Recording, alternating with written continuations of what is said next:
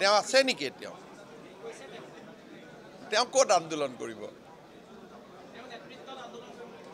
আছুৰ নেতৃত্বত আন্দোলন হয়, যুৱ ছাত্ৰ পৰিষদৰ নেতৃত্বত আন্দোলন হয়, অখিল গগৈৰ নেতৃত্বতো আন্দোলন হয়, কিন্তু হীৰেণ গোহাঁইৰ নেতৃত্বত আন্দোলন হয় বুলিতো মইতো আজি 55 বছৰে শুনা পোৱা নাই।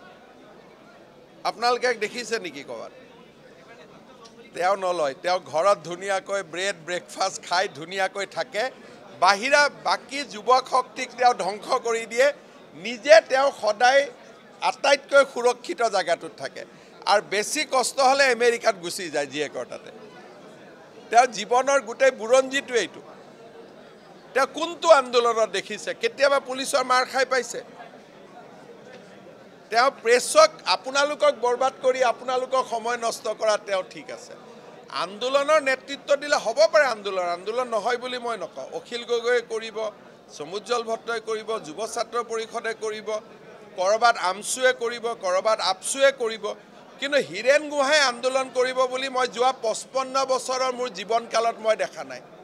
তেওঁ আন্দোলন কৰিব জেকাই দিয়ে মানুহক, দি পেলাই নিজে ঘৰত ব্ৰেকফাষ্ট কৰি বহি থাকে।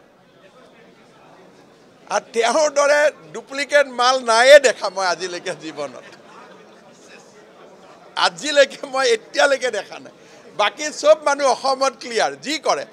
অখিল গগৈ ভাল পালোঁ বেয়া পালোঁ যি কৰে চিধা কৰে, আছুৱে যি কৰে ভাল পাওঁ বেয়া পাওঁ চিধা কৰে, যুৱ ছাত্ৰ পৰিষদে চিধা কৰে, আপছুৱে চিধা কৰে, কংগ্ৰেছেও চিধা কৰে, আমিও চিধা কৰোঁ।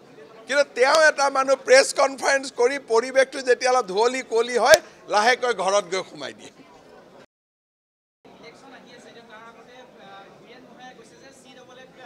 তেওঁ আছে নেকি? তেওঁ ক'ত আন্দোলন কৰিব?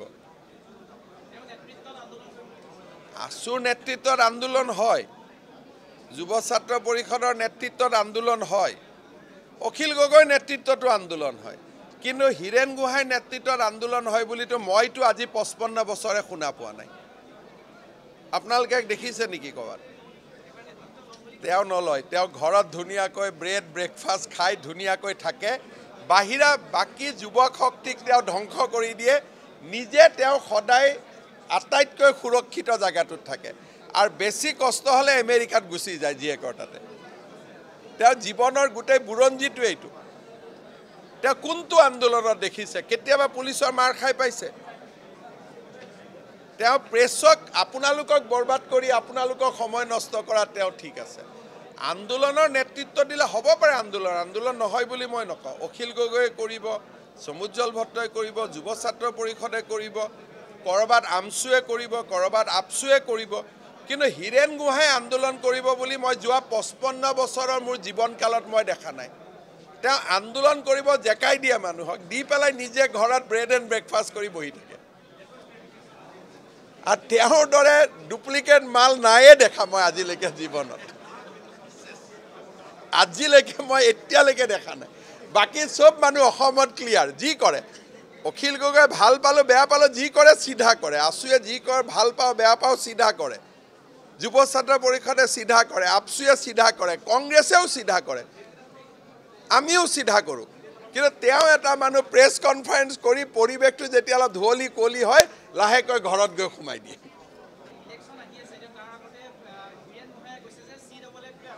তেওঁ আছে নেকি? তেওঁ ক'ত আন্দোলন কৰিব?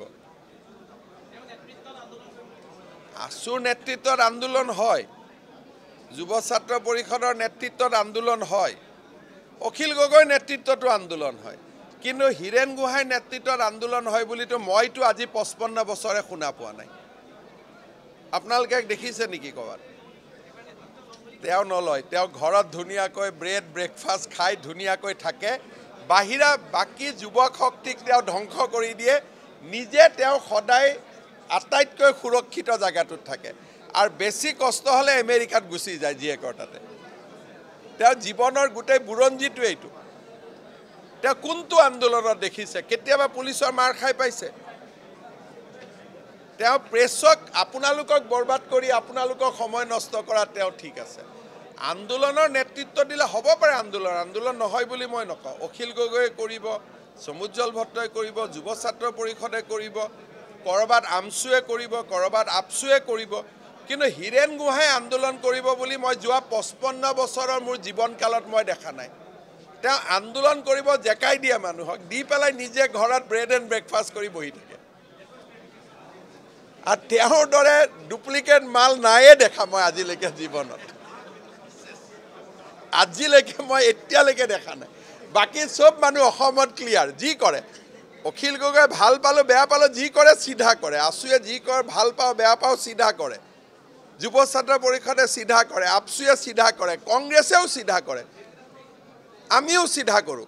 কিন্তু তেওঁ এটা মানুহ প্ৰেছ কনফাৰেন্স কৰি পৰিৱেশটো যেতিয়া অলপ ধুৱলি কুঁৱলি হয় লাহেকৈ ঘৰত গৈ সোমাই দিয়ে।